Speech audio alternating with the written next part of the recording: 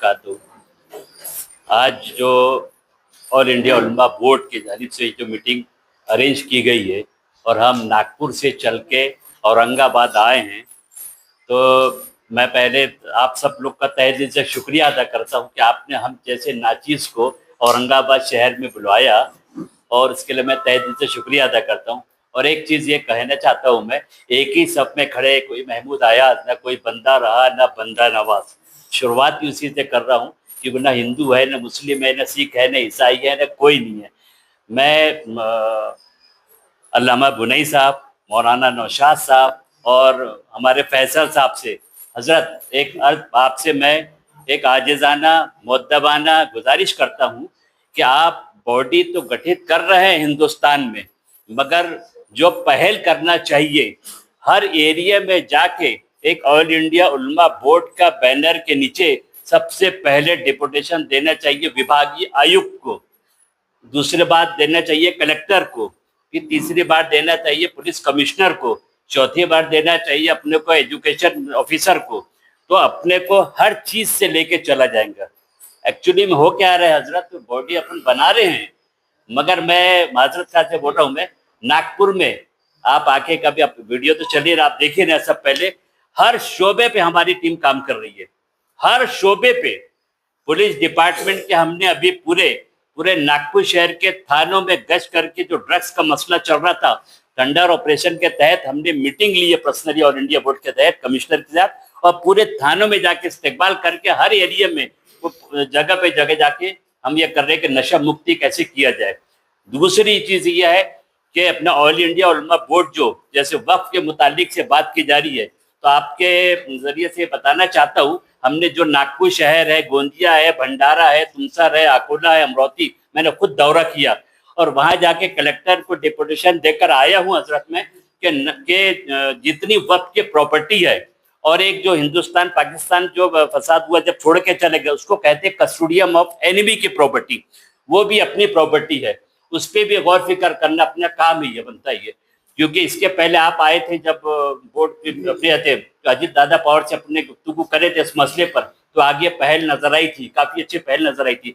तो मेरी आपसे गुजारिश है कि जैसे महाराष्ट्र में है, तो महाराष्ट्र के मुख्यमंत्री देवेंद्र फडणवीस साहब और सुमित्रा पवार और मैडम और ये अपने शिंदे साहब से एक आप ऑल इंडिया उलमा बोर्ड की महाराष्ट्र लेवल पे एक मीटिंग लीजिए, उनको बुला के मदद करिए और बुलाइए, तो कल हल निकलेगा। एक चीज, दूसरी चीज, आप आंध्र में जाइए, उस एरिया में जाके आप करिए, उस एरिया के मुख्यमंत्री से मीटिंग, क्योंकि आप एक जिम्मेदार शख्स उलमाए दीन है आपके हिसाब से, तो आप इस तरीके से पहल करेंगे हजरत, तो 101% कामयाबी कामरानी मिलेगी। क्योंकि अब अल्लाह जानता है नियत के ऊपर में दारोमदार है, इन नमल अमाल बिन नियत। एक चीज, दूसरी चीज, ऑल इंडिया उलमा बोर्ड जो जैसे आप जो बता रहे, जिस तरह के मुतवल्ली विंग के मुतालिक से जो बात कही गई थी मुझको, तो उसके तालिक से मैं ये बताना चाहता हूँ मैं कि वक्फ की प्रॉपर्टियों पर अभी हमारा मंडे को यहाँ से जाने के बाद हमने कुमार आशीर्वाद जो नागपुर का नया कलेक्टर आया है, हमने मंडे को मीटिंग ले रहे हैं, उसके पहले हमने वक्फ की जायदाद के ऊपर में मीटिंग ले चुके हैं, वो हमको अभी लेटर देने वाले हैं कि नागपुर शहर के अतराफ में कितनी वक्फ की प्रॉपर्टियां है, पहले वो नॉलेज होना अपने को, तब जाके उन पे हावी होना। और काम करने का तरीका हजरत इस तरीके से होना चाहिए कि ना नारेबाजी, ना चिल्ला पुकार, ना कुछ, जो नबी के जैसे नब तो गुनाहगार उम्मतियों में से उनके उन्होंने जैसे करे, ये इतना सा अपन अमल कर लेना तो अपने को कोई परेशानी नहीं आती। एक चीज, ऐसा एसआईआर के मसले पर हजरत तो जो बात कहे हैं, एसआईआर जो बता रहे हैं, तो इसमें हम जैसे लोगों की गलती की वजूहात की वजह से अपने को भुगतना पड़ता है। अपन गवर्नमेंट को दोष देने से पहले अपने गिरेबान में जाके देखे कि अपन अगर आज बच्चा पैदाइश होता है तो उसके प्रोग्रामत के लिए, लड़की की शादी करना है तो उसके लिए मकान बनाना है, तो लाखों रुपए कर्जा करके खाना पीना कर देते, मगर डॉक्यूमेंट पे जीरो रहते अपन। ये अपनी कमजोरी है। मैं खुला बात करता हूँ, जैसे हजरत ने कहा है खुली बात करना, वैसे मैंने तो फडणवीस के साहब के, गडकरी के साहब के अब भी मैंने 8 दिन पहले बोला हूँ, सब जानते हैं नागपुर के, मैंने खुली बात कर रहा हूँ कलेक्टर को भी। तो उसकी वजह से अपने को गौर फिक्र करना है। और ऑल इंडिया उलमा बोर्ड जो है एक छोटी बेटी संस्था नहीं है, ये पहले जान लीजिए आप उसको। होता है कि हर किसी में एक दूसरे में बोलते हैं ना, जहाँ 4 बर्तन होते हैं वहाँ आवाज फैलती है, मगर ऐसी बात नहीं है, काम बहुत अच्छा चल रहा है और करते रहेंगे। मैं तो आपको एक छोटी सी आपसे राय दूंगा मैं आपसे कि आप सबसे पहले महाराष्ट्र के जितने हैं अपने एजुकेशन विंग, मुतवल्ली विंग और एडवोकेट सेल के ये जितने सबकी एक मीटिंग बुलाइए और वहां पे फडणवीस साहब को बुला के एक मुद्दा रखिए। तो आपको मैं बड़ी बात नहीं करता हूँ कि 15 दिन में ये मेरा गारंटी कि मैं सुलझा के दूंगा आपको। ये मेरी गारंटी पूरा महाराष्ट्र लेवल पर, पूरा औरंगाबाद की बात नहीं कर रही, पूरे महाराष्ट्र लेवल पे। क्योंकि औरंगाबाद तो एक है तकलीफ, वो नागपुर उपराजधानी है, आरएसएस का गढ़ है, सब कुछ। अपने को सबको लेके चलना है, अपने को किसी में इख्तलाफत वाली बात नहीं करना है। एक चीज, दूसरी चीज हजरत, मैं आपको फोन पे भी कहा था मैंने इसके मुतालिक से कि जो बॉडी गठित कर रहे हैं उसके एक सीरियल वाइज रखिए आप पूरा सिस्टम, कि एक ग्रुप बनाइए उसमें, कि ग्रुप में सब छोटे लेडीज हो या जेंट्स हो, उसमें एक एक मीटिंग की ऑल इंडिया में क्या हो रही है उसकी खबर मिलना चाहिए, खबर, तब जाके लोग आगे खिदमत का अंजाम देंगे। ये तरीका होता है। जैसे डॉक्टर विंग है, एडवोकेट विंग है, और उलमा इकराम की विंग है, और अपना जो एजुकेशन संबंधित है। हजरत बहुत अच्छा आपने जो मुहिम चला है, हम आपका पूरे तहे दिल से शुक्रिया अदा करते हैं कि आप बहुत अच्छा ये चला रहे हैं। और आपको तो मैं पहले भी आपको नागपुर में कहा था, शुक्रिया अदा करा था मैंने, और अभी भी शुक्रिया अदा कर रहा हूँ। और फैसल भाई का भी शुक्रिया अदा करूंगा कि बहुत अच्छा उन्होंने करे। मगर एक बोलते हैं ना कि 4 तो 400 के बराबर होते हैं, तो 40 है 4000 के बराबर होगी। तो अपना यह पैगाम बड़े पैमाने पे ऑल इंडिया उलमा बोर्ड के जो मीटिंग रखी गई है औरंगाबाद में, ये मत समझिए कि महाराष्ट्र में रखी गई है, ये ऑल इंडिया उलमा बोर्ड पूरे हिंदुस्तान लेवल पे मीटिंग रखी गई। ये समझ के आप लोग मीडिया का जो काम है कि जितना हाई लेवल आपको व्यूवर्स बढ़ाना चाहे कर सकते हैं आप लोग, आपके ऊपर डिपेंड करता है। क्यों, एक्चुअली में होता है क्या है, मीडिया से सब कुछ है, मीडिया से हर चीज होती है। तो मीडिया का भी उपयोग करें, मीडिया को हर तरीके से अपने को बिल्कुल उनको बुलाया जाए। हो सकता है कि अपने फैसल भाई के पास में वो ताकत नहीं हो पा रही है कि भैया बड़ा अरेंज करने के लिए, तो हम सबका काम है कि उनको सपोर्ट करें।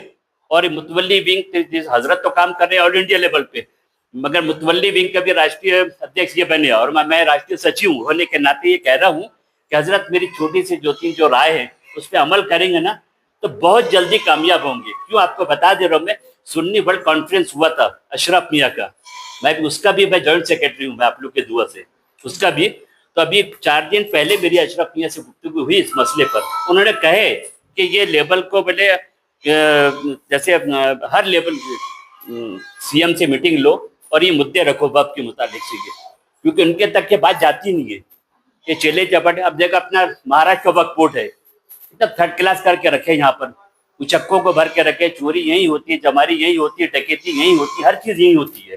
तो उससे अपने को बचाना है, अपनी कौम को, अपने लोगों को, अपनी उम्मत को बचाना है। ये कह के मैं अपना जो सब समाप्त करता हूँ मैं, और एक आपसे एक आखिरी गुजारिश करता हूँ मैं कि डीप में जाके इसको थोड़ा सा अमल में ला लेंगे तो बड़ी मेहरबानी होगी आपकी। आगाज किया जो उन्होंने प्रोग्रामिंग की वो बहुत अच्छा किया, और मुझे ये देख के बहुत खुशी हुई। और एक इस प्रोग्राम के अंदर में एक रूहानी ताकत लग रही थी कि यहाँ कुछ तो भी ऐसा ताकत है जो हम सबको वो कर रही है कि आप लोगों को मुस्लिम कौम के लिए काम करना है। और ये जो सर्टिफिकेट जो मिला है, जो मिला है उसको रखना नहीं है, उसको काम लेके चलना है।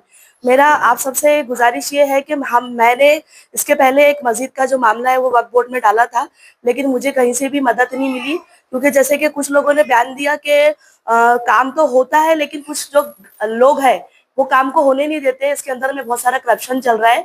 उसके लिए मैं यहाँ औरंगाबाद अपने पैसे से खर्चा करके यहाँ पर आई थी। मुझे ये बोल के टाला जा रहा है कि मैं एक औरत हूँ और एक औरत मस्जिद बनाने के लिए क्यों आगे आई, आदमी कहाँ चले गया, क्या एक औरत उठ के यहाँ आके काम नहीं कर सकती है। आज जमाना कहाँ से कहाँ जा रहा है। हमारी बीवियां भी निकली थी नकाब पहन के। अगर आपकी आंखों में शर्म है तो फिर आपको किसी नकाब की भी जरूरत नहीं होती है ना।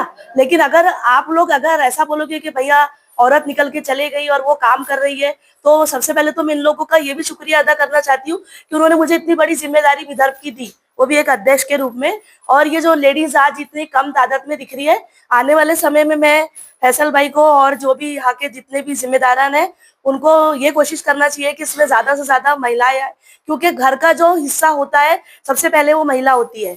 वो एक घर से जब निकलती है तो उसका सारा जो परिवार है उसके हाथ में रहता है, फिर भी उसके बावजूद वो अपनी जिम्मेदारियां अच्छे से समझती है और आगे काम को बढ़ाती है ना। तो जिम्मेदार होने के कारण उसको एक जिम्मेदारी अगर मिलती है तो उसको बाखूबी निभाती है। आप ये मत सोचो कि मुस्लिम है वो कैसे बाहर निकल के काम करेगी, नहीं। और दूसरी बात मुझे ये बोलना था कि वक्फ बोर्ड जो हमारी जो वक्फ की प्रॉपर्टियां है वो हमारे बुजुर्गों ने हमारे आगे के जो लोग हैं जो गरीब यतीम मिस्किन उनके लिए ये प्रॉपर्टी वक्फ की तरफ दी गई थी, ताकि हमारे हॉस्पिटल, हमारे स्कूलें, हमारे कॉलेज और हमारे गरीबों को जो मकान नहीं मिलते हैं उनके लिए ये चीजें जमीन मुहैया कराई गई थी। आज हम लोग क्यों परेशान है? क्योंकि हमारी जो जमीन है और हमारी जो चीजें है वो हमें ही नहीं मिल रही है।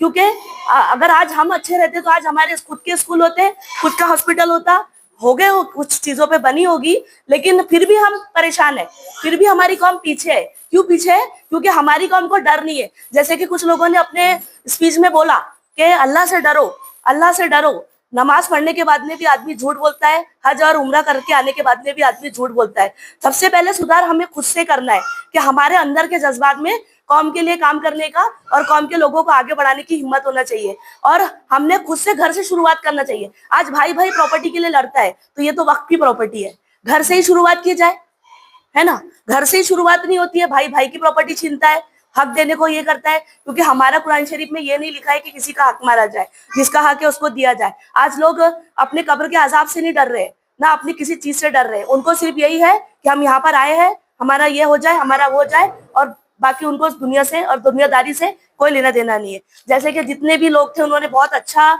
स्पीच दिया, और मैं फिर से फैसल भाई का और यहाँ के जितने जो लोगों ने आज इस प्रोग्राम को जिस तरीके से सजाया और महफिल वो की, मैं उस सबका शुक्रिया अदा करती हूँ कि उन्होंने यहाँ हमको आने का मौका दिया और एक लेडीज को एक मौका दिया कि वो उम्मा का काम करे। और आगे मैं ये उम्मीद रखती हूँ कि अगर मैं औरंगाबाद आई या मैं वक्फ बोर्ड के लिए किसी काम के लिए आई तो मेरा काम नहीं रुकना चाहिए। मैं सीधी बात और खरी बात कि मैं पैसा खर्चा करके अपनी जिम्मेदारी पर और अपनी डेयरिंग के साथ यहाँ आऊंगी, लेकिन मुझे आपका सपोर्ट चाहिए। ये सिर्फ प्रोग्राम जैसा नहीं होना चाहिए कि एक दूसरे को सर्टिफिकेट दे दिया, उड़ा दिया। शहर औरंगाबाद में आया हूं और ऑल इंडिया उलेमा बोर्ड में आज मैं हाजी सोहेल पटेल साहब के साथ आया हूं और इनके ही नेतृत्व में मैं काम करता हूं। जैसा कि मैं रिटायर्ड हूं, एक्स सर्विसमैन हूं और अभी मैं लॉ की पढ़ाई भी कर रहा हूं, और मैं अपने कौम के बच्चों से ये कहना चाहता हूं, वो कोई भी हो, हिंदू हो, मुस्लिम हो, सिख हो, ईसाई हो, लेकिन वो एटलीस्ट आज 12वीं पढ़ता है, 10वीं पढ़ता है, उसके बाद एजुकेशन छोड़ देता है, कोई काम करता है, ठेले पे काम करता है, ऑटो चलाता है, वो रोजमर्रा की जिंदगी में मशगूलियत हो जाता है, लेकिन उसको लॉ का ज्ञान नहीं होता, जिसके कारण क्या होता है कि जो पदाधिकारी होते हैं, जो पार्टियां जो होती है, वो ऐसे बच्चों को वर्गलाती है और एक दूसरे के खिलाफ खड़े कर देती है, और वो लड़ भी लेते हैं, आपस में एक दूसरे की बुराइयां करते हैं। जैसे कि अभी बहुत सारे ऐसे केसेस है जिसमें मुसलमानों के खिलाफ ही खड़े करके बदनामी कर रहे हैं, जैसे कि नाजिया इलाही खान है और अमरोज आलम है, और ये सब एक्स मुस्लिम बोलते हैं अपने आप को, और ये वर्गलाते कैसे हिंदू भाइयों को बोलते हैं कि कुरान में हिंदू भाइयों को काफिर बोला गया है, लेकिन ऐसा बिल्कुल नहीं है। हमारे हिंदू भाई इस चीज को तो बिल्कुल अपने दिलो दिमाग से निकाल दे कि हिंदू भाई काफिर है। क्यों? क्योंकि काफिर वो होता है जो मुसलमान होता है, मुसलमान होने के साथ वो मुसलमान अपने आप को मुसलमान कहता है और काफिराना हरकत करता है, उसको काफिर बोलते, ना कि हिंदू भाई को, क्योंकि वो हिंदू भाई जो है वो अपना धर्म फॉलो कर रहा है, मुसलमान अपना धर्म फॉलो करता है। लेकिन ये क्या कर रहे हैं, हमारे देश में हमारे ही लोगों को तोड़ने का काम कर रहे हैं। ऐसे तोड़ने वाले लोगों को हम देशद्रोही बोलते हैं, लेकिन इन देशद्रोहियों को कोई सजा नहीं होती। क्यों? क्योंकि कुछ ऐसे संगठन है जो उनको सपोर्ट करते हैं, उनको आगे बढ़ा रहे हैं, उनको पैसा से फंडिंग कर रहे हैं, ताकि वो हिंदू मुस्लिम के दंगे करवा सके, झगड़े करवा सके और हमारे देश को तोड़ सके। लेकिन हम हमारे देश को टूटने नहीं देंगे। ऑल इंडिया उलेमा बोर्ड जो है वो सिर्फ मुसलमानों का नहीं है, ये हर समाज के लोगों के लिए उनकी हक की आवाज बन के आगे खड़ा रहेगा, और उनके हक और उनके जो जायज औहदे हैं उनको हम दिला के रहेंगे। इसके लिए हम आगे आ रहे हैं। और मैं कोई नेता या कोई पॉलिटिशियन नहीं था, मैं तो एक साधारण सा पुलिस इंस्पेक्टर था, लेकिन मैं रिटायर्ड लेकर, मैं अपने 80,000 रुपए की मेरी सैलरी थी, वो छोड़कर आज मैं रिटायरमेंट पेंशन ले रहा हूं। मुझे कोई जरूरत नहीं है किसी के लिए काम करने की, लेकिन मैं काम इसलिए करना चाहता हूं कि मेरे आने वाली जो नस्लें हैं वो सुधर जाए, ताकि वो आपस में ऐसे लोग जो सत्ता में आते हैं और हिंदू मुस्लिम करके अपनी चेयर को मजबूत करने के लिए एक दूसरे का खून बहाते, ये रोकना है मुझे। इसके लिए मुझे ये पार्टी, ये मैंने संगठन ज्वाइन किया है। और ये संगठन जो है, ऐसे बहुत सारे संगठन है जो काम कर रहे हैं, हम सबके साथ जुड़कर काम करेंगे। ऐसा नहीं कि हम किसी संगठन को बुरा बोल रहे हैं, हम किसी संगठन को बुरा नहीं बोलते, लेकिन संगठन के अंदर जो लोग काम कर रहे हैं, जो लोग एक विकृत मानसिकता रखते हैं, उनको सुधारने का काम हम करेंगे। इसीलिए हम ये संगठन में जुड़कर एक संस्था के द्वारा हम सब लोगों के पास जाएंगे, जो भी हिंदू मुस्लिम जो गलत भावना अपने दिल में रखता है उनको हम सुधारने की कोशिश करेंगे। इससे ज्यादा हमारा और कुछ भी नहीं है, क्योंकि हम हमारे देश को मजबूत करना चाहते हैं, हम हमारे देश को आर्थिक स्थिति से ऊपर उठाना चाहते हैं, हमारे देश में हमारे बच्चों को एजुकेशन दिलाना चाहते हैं। क्योंकि एजुकेशन अगर रहेगा तो वो कभी भी एक दूसरे से लड़ेगा नहीं, लेकिन अगर एजुकेशन नहीं होगा और वो अपनी रोजमर्रा की जिंदगी में अपनी जरूरियात के लिए अगर काम करेगा, तो उसके पास ना तो इनकम सोर्स होगा, ना तो उसके पास कोई काम करने के लिए आगे बढ़ने की कोई क्षमता होगी। तो वो क्या करेगा, जरा सी लालच में किसी का झंडा पकड़ेगा, किसी का डंडा पकड़ेगा और आगे बढ़ेगा और एक दूसरे के लिए लड़ेगा। तो ये हमको खत्म करना है, इसके लिए हमको जद्दोजहद करना है। और हम मुसलमान हैं ऐसा नहीं है, हमारे साथ हिंदू भाई भी खड़े हैं, जैसे हिंदू भाई है, हमारे हिंदू बहनें हैं, हम उन सबका शुक्रगुजारी करते हैं कि वो हमारे साथ जुड़कर काम कर रहे हैं। क्योंकि ये उलेमा बोर्ड मुसलमानों का नहीं है, ये सभी धर्म के लोगों के लिए, चाहे वो ईसाई हो, बौद्ध हो, सबके लिए। क्योंकि बाबा साहेब अम्बेडकर ने हमको सिखाया है, संविधान में ये ताकत दिया है कि हम जब तक एक नहीं होंगे, हम ऐसे विकृत लोगों के साथ मुकाबला नहीं कर सकते। उनसे मुकाबला करने के लिए हमको साथ आना पड़ेगा और लड़ना पड़ेगा, और हम वो लड़ेंगे और हम हमारी जीत हासिल करके हमारे देश को सक्षम बनाएंगे। जय हिंद, जय भारत, जय भीम।